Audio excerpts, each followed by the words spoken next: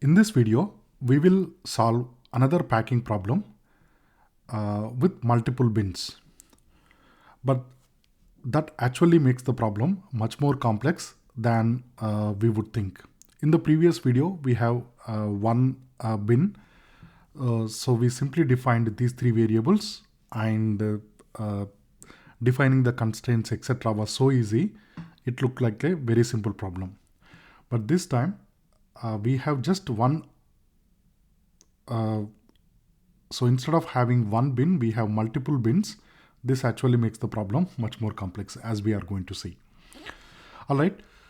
So just as before, we have multiple items, okay, with different weights. And then for each item, we have the value or the price. And we have multiple bins.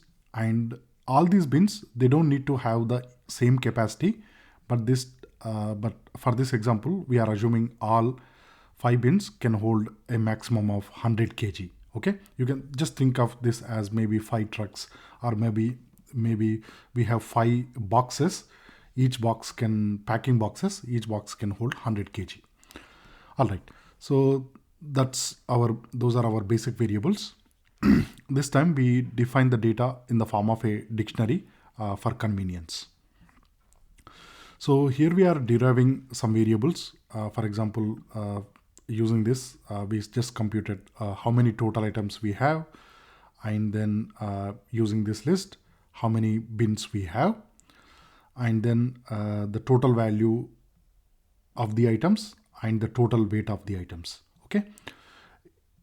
And we also define 2 index variables. So one for these items. So for example, this would be item 0, 1, 2, like that. So we have 15 items. So this would be 14th, index 14, but the 15th item.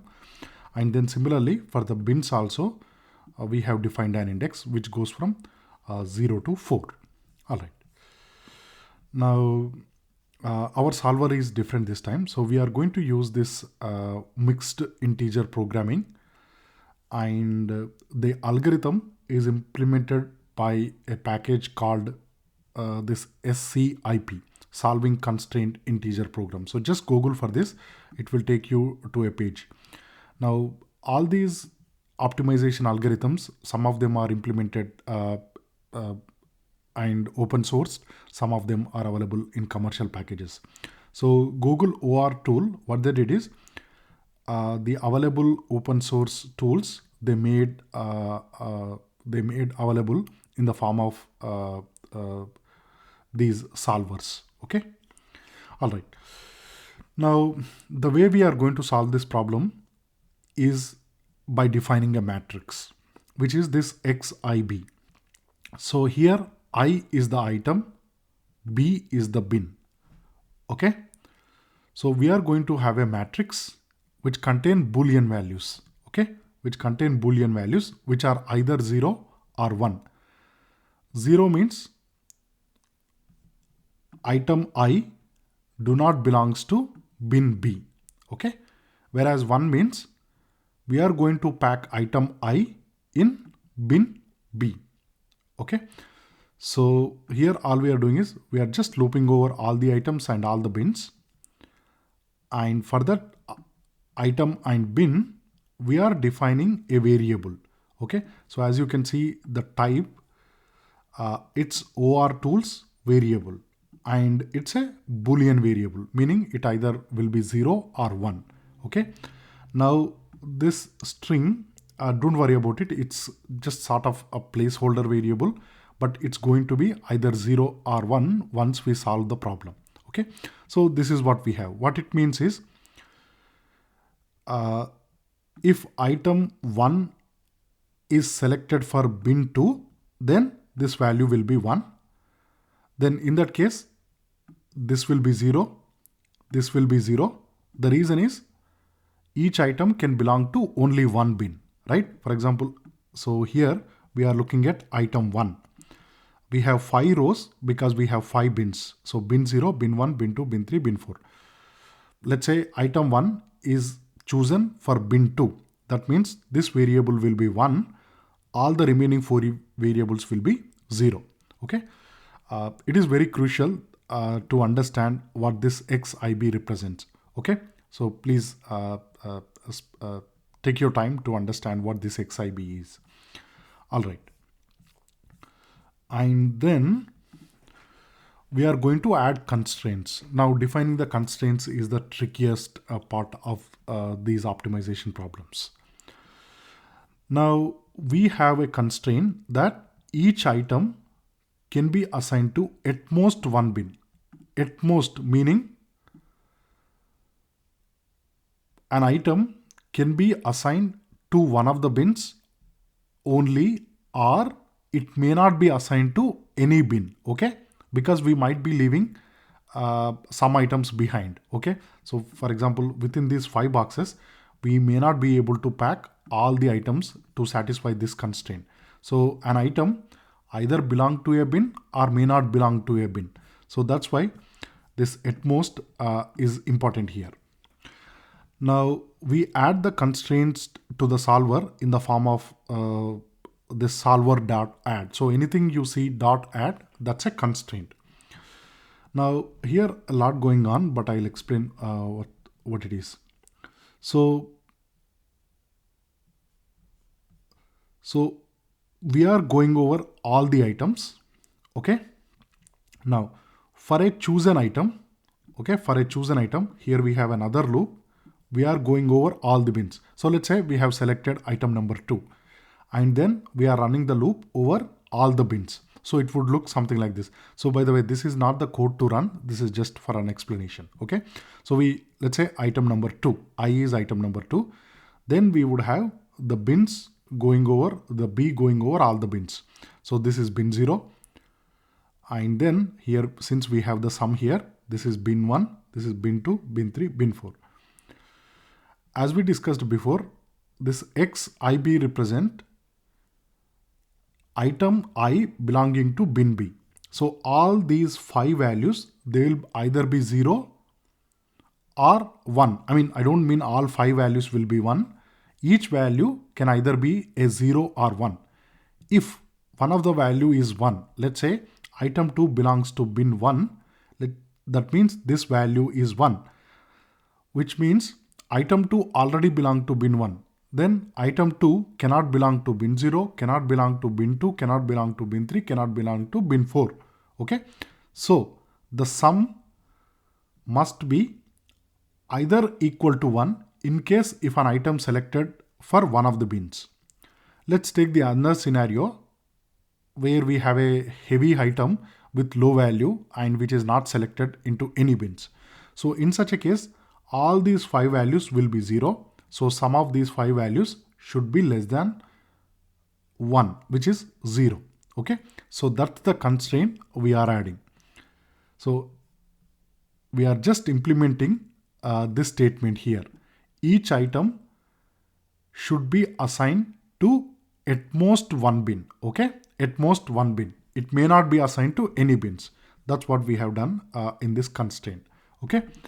So take your time to understand this concept as well, in addition to this, what xib represents. Okay.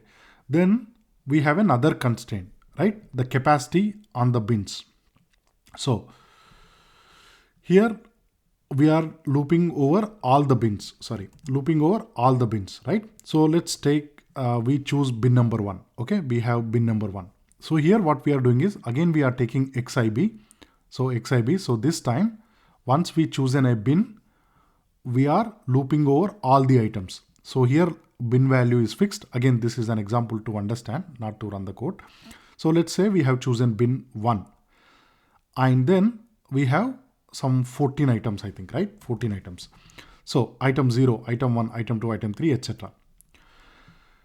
Now, what we are doing here is, so again, this value will be either 0 or 1. Let's say item 1 is selected for bin 1. Okay, so this one is selected, and let's say this one is selected, item 3 is selected, and item 4 is selected.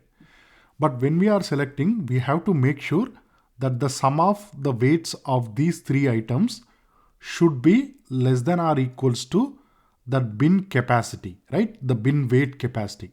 So that's what we are implementing here. So for each bin, we are checking which items have been selected for the bin so that we can add the sum of the weights of all those items, and that must be less than or equal to the bin capacity. Okay. So here data bin capacity, B is the bin index, right? So in this example, we have chosen bin 1. So here we have the 1. Okay. So what this means is, for a given bin, the weights of all the items belonging to that bin should be less than the bin capacity. Okay. So that's the constraint we are adding using the add function. Okay. So again, get your head around these two concepts very clearly. Okay. Adding this constraint as well as this constraint. And then we have to define our objective function. Now this is also tricky. Our objective is to select the items so that we can have maximum value, right? Now, like in a linear regression, just imagine we have the quotients and the variables and the weights. I mean, I'll explain you.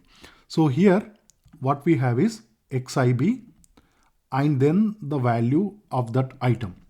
So for example, it will look like this, right? So let's say, so here again, this is the sum over all the combinations of items and bins. So imagine, let's say we have only 3 items and 2 bins. Okay, 3 items and only 2 bins. So it would look like this.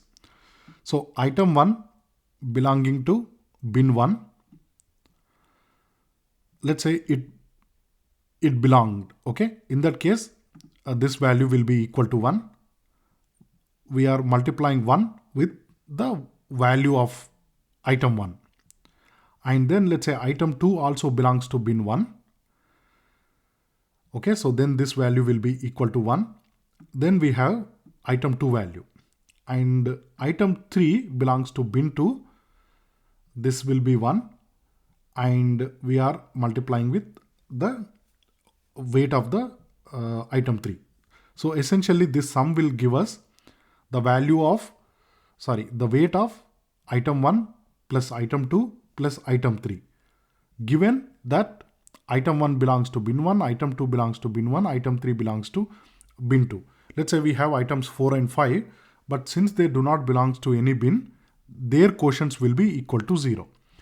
So here what we are doing is we are taking this multiplication, right? We are taking this linear weights multiplication where we have, hey, does item belongs to bin B? If it's so, then take the value, okay, and do that for all bins and all items. So we have this value. Now our objective is to maximize the value, right? So here we are setting, hey, this is our objective function. Now, in some cases, we might want to minimize, some cases we might want to maximize, etc., right? Depending on what our objective is. So in this case, because we want to maximize the value, we are setting set maximization. Okay. So 4 very important concepts. First, clearly understand what XY represent, what it contain. It contain the binary or the Boolean variable of type OR tools, which will be either 0 or 1. I represents an item, B represents a bin. This value 0 or 1 represents an item belonging to bin B or not. Okay, concept number 1. And then concept number 2, at most a given item can belong to only one bin. Okay, it may not belong to any bin, or if it belong to only one bin. So that constraint we implemented in the form of this equation. Okay. And concept number 3, adding the constraint that the sum of the weights of items belonging to a bin cannot exceed the bin capacity.